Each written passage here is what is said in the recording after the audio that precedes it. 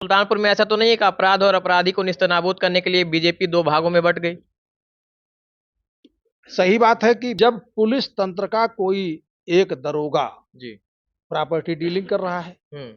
और एक दरोगा मन्नत कर रहा है, मिन्नतें कर रहा है अपराधी से कि भैया सरेंडर कर दीजिए, भैया सरेंडर कर दीजिए, कि जो अपराधियों के पीछे प्रभावशाली लोग जो भारतीय जनता पार्टी में ही हैं, यहीं पर पदाधिकारी हैं, वही संरक्षण दे रहे हैं। तो इसमें डीएम साहिबा ने जो साहसिक कदम उठाने का मन बनाया था, लोगों में ये भय व्याप्त हो गया कि उनका अब घर गिरने वाला है।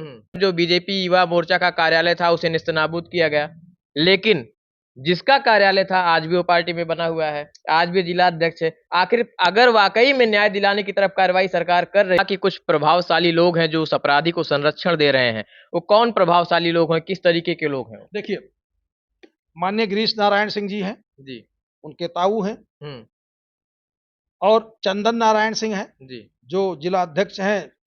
घनश्याम तिवारी हत्याकांड से पूरा सुल्तानपुर ही नहीं पूरा प्रदेश दहल चुका, स्तब्ध है। जिस तरीके से अपराध को लेकर सूबे की सरकार जीरो टॉलरेंस की नीति लागू करती है, यह भी कहा जाता है कि अपराधी अगर अपराध करके अगले चौराहे तक जाएगा तो वहां यमराज खड़े मिलेंगे।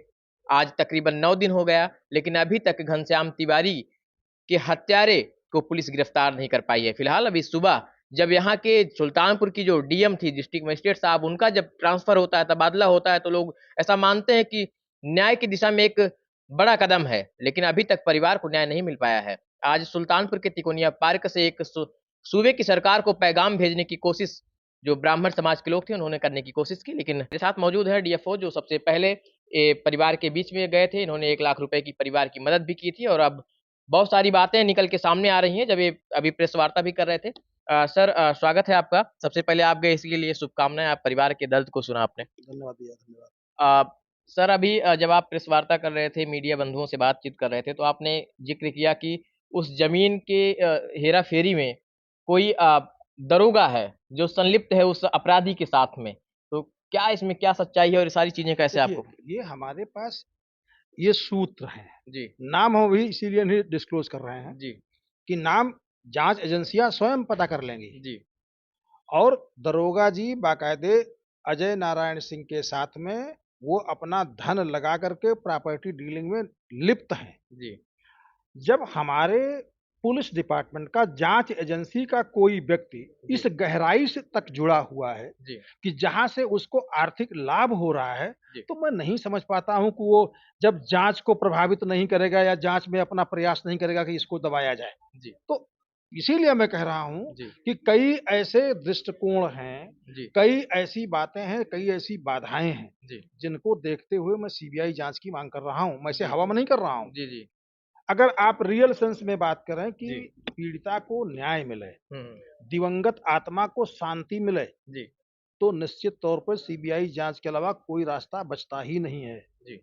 सर, जिस तरीके से आज जो यहाँ की डीएम थी उनका तबादला सुबह ही हो जाता है और उन्होंने जाने से पहले जब ये पूरी घटना हुई थी तो उसी दरमियान उन्होंने स्टेटमेंट दिया था। उन्होंने कहा था कि जो भी अपराधी हैं, जो भी अपराध किए हुए हैं, जो नारायणपुर में इस तरीके के जो भी लोग हैं जिन्होंने सरकारी लैंड पर कब्जा किया है, बेदखल कराया जाएगा।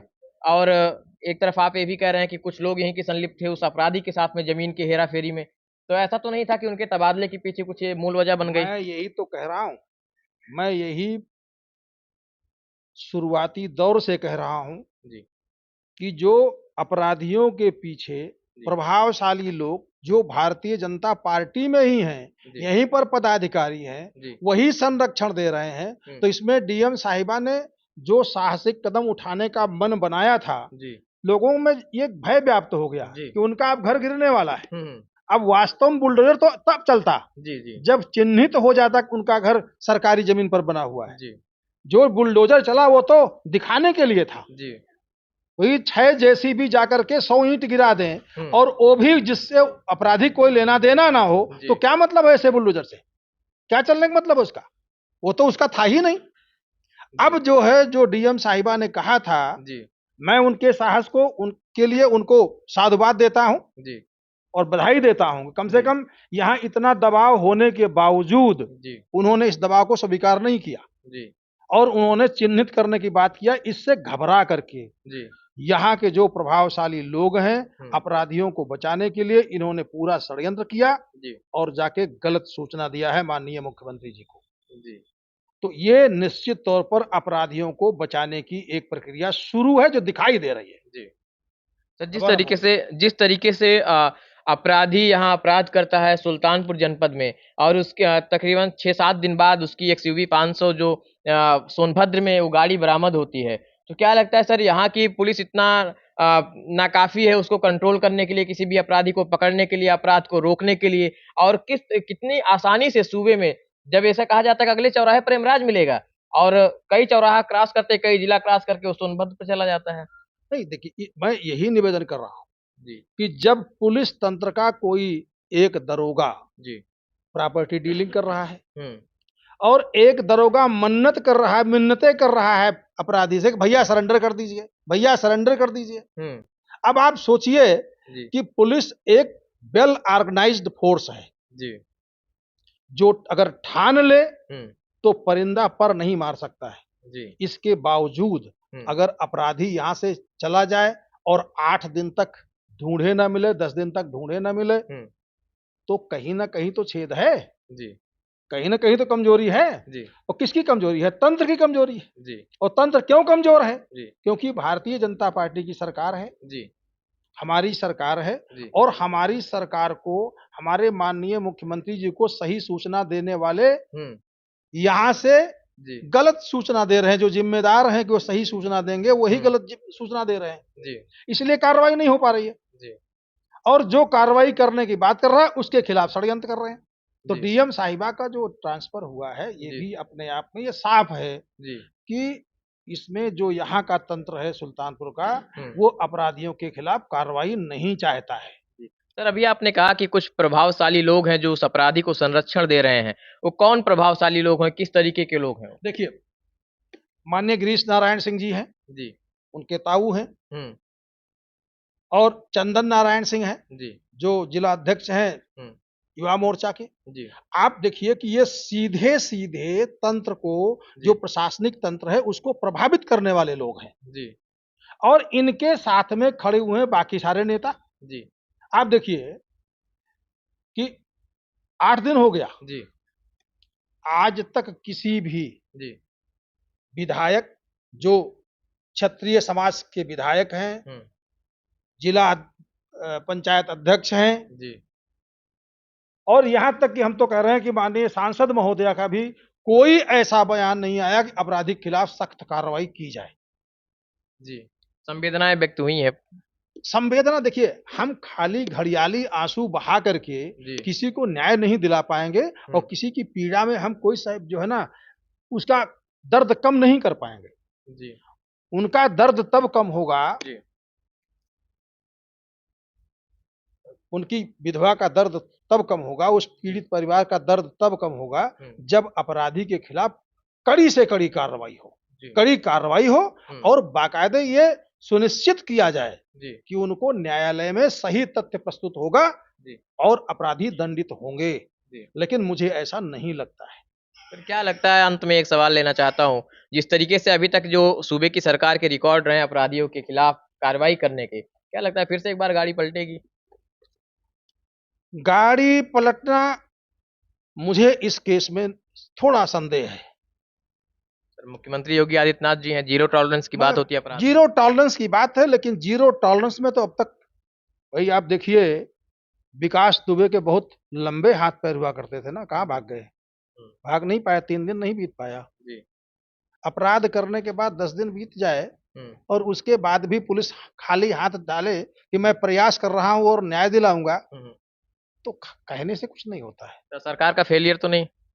अब सरकार का फेलियर तब मानूंगा कि जब मैडम निशा तिवारी को न्याय नहीं मिलेगा, और जब इस प्रकरण की निष्पक्ष जांच नहीं होगी, तब मैं निश्चित तौर पर यह विश्वास कर लूंगा कि सरकार केवल कह रही है, न्याय दिलाने की बात नहीं कर रही हो। सर, आज कई प्रांत से, कई जिले से ब्राह्मण समाज के लोग आए हुए थे, एक बड़ा मंच था, बहुत बड़ी बड़ी बातें भी की गई, परिवार को न्याय दिलाने के लिए बहुत सारी बातें की गई। ऐसे चेहरे भी दिखे जो कभी क्रांति की आग को बोया करते थे सूबे में। तो वो लोग आज सुल्तानपुर में अगर आए तो फिर भी नहीं लगता आपको न्याय मिलने में थोड़ा सा असहजता महसूस हो रही? सही बात है, इस दिशा में बात ही नहीं हुई। सही बात किया जाए तो सबने माननीय मुख्यमंत्री जी से मुलाकात करवाने, माननीय मुख्यमंत्री द्वारा जो आश्वासन दिया गया उसकी बात करने, पूरा का पूरा जितने भी लोग थे, जितने वक्ता थे और जो कह लीजिए कि समाज के अगुआ हैं, उन लोगों ने यही बताया। किसी ने इस पूरी प्रक्रिया में, न्याय की प्रक्रिया में कोई बाधा बताई ही नहीं, जबकि बाधा साफ साफ दिख रही है। साफ साफ दिख रही है कि किसी में यह हिम्मत ही नहीं हो रही है अपराधी का नाम लेने में। अपराधी का नाम तक नहीं लिया गया, चलिए कोई बात नहीं, नाम नहीं लिया आपने, लेकिन ये तो आपको मालूम है कि जो आपका तंत्र है, सुल्तानपुर जिले का जो राजनीतिक तंत्र है, वो अपराधियों को बचाने में लगा हुआ है या चुप खड़ा हुआ है। दो ही चीज है। एक ग्रुप ऐसा है जो बचाने में लगा हुआ है और दूसरा ग्रुप चुप खड़ा हुआ है कि बोलूंगा तो अपना नंबर कम हो जाएगा। कहीं सुल्तानपुर में ऐसा तो नहीं है कि अपराध और अपराधी को निस्तनाबूद करने के लिए बीजेपी दो भागों में बंट गई? सही बात है कि बीजेपी दो भागों में क्या, अगर समय रहते हुए अगर ठीक कार्रवाई नहीं हुई तो ये कितने भाग में बटेंगी, ये तो आने वाला वक्त बताएगा। लेकिन जो आज की परिस्थिति है, अगर इसमें सीबीआई जांच नहीं हुई तो मैं आज दावे के साथ कह रहा हूं, दावे के साथ कह रहा हूं कि इसमें सुल्तानपुर जिले की पुलिस ना तो सारे अपराधियों को पकड़ पाएगी, ना सारे अपराधियों को अभियुक्त बना पाएगी और ना अपराध के कारणों को बता पाएगी, और इसमें निशा तिवारी को कोई न्याय नहीं मिलेगा। सर सुल्तानपुर उस दिन उसके बाद निश्चित तौर पर सुल्तानपुर जिले में ब्राह्मण और क्षत्रियवाद का उदय हो जाएगा। उस दिन निश्चित रूप से होगा। सुल्तान सर, अंत में एक सवाल लेंगे। सुल्तानपुर की जो आवाम है उसको एक सवाल बहुत झकझोर कर रख रहा है कि एक तरफ जो बीजेपी युवा मोर्चा का कार्यालय था उसे निस्तनाबूद किया गया, लेकिन जिसका कार्यालय था आज भी वो पार्टी में बना हुआ है, आज भी जिला अध्यक्ष है। आखिर अगर वाकई में न्याय दिलाने की तरफ कार्रवाई सरकार कर रही है, वर्तमान सरकार, तो इन अपराधियों को संरक्षण भी पद देकर क्यों दिया जा रहा है? वही तो मैं कह रहा हूं, मैं यही कह रहा हूं कि जो अपराधियों को संरक्षण दे रहे हैं, जिला प्रशासन पर दबाव डाल रहे हैं, अपराधियों पर कार्रवाई ना हो इसका पूरा वातावरण बना रहे हैं, लोगों को कन्विंस कर रहे हैं कि भैया तरी शांत रहो, कार्रवाई नहीं होनी चाहिए, तो इन लोगों पर निश्चित तौर पर जो यहाँ का जिला संगठन है उसको पूरी वारदात और पूरा प्रकरण, और इस प्रकरण में अब तक जो भी इन्वॉल्व है भारतीय जनता पार्टी का व्यक्ति, जो भी इसको प्रभावित कर रहा है, उन सबके बारे में एक पत्र बना करके जिला प्रदेश संगठन को देना चाहिए था। अब दिया है कि नहीं दिया है ये मैं नहीं बता सकता हूं, लेकिन मेरे हिसाब से ये इस पूरे प्रकरण की जो गाथा है, जो पूरे प्रकरण की वास्तविक स्थिति है, इससे प्रदेश नेतृत्व को अवगत कराना चाहिए था संगठन को। कम से कम प्रदेश अध्यक्ष तक ये बात जानी चाहिए थी और प्रदेश अध्यक्ष जी फिर अपने हिसाब से माननीय मुख्यमंत्री जी के सामने इस बात को रखते। तो हमें तो जो अभी तक जो कार्रवाई प्रक्रिया चल रही है उससे तो मुझे नहीं लगता है कि माननीय मुख्यमंत्री जी को धरातल की सच्चाई बताई गई है, हमको तो यही लग रहा है। हमसे बात करने के लिए धन्यवाद। धन्यवाद भैया।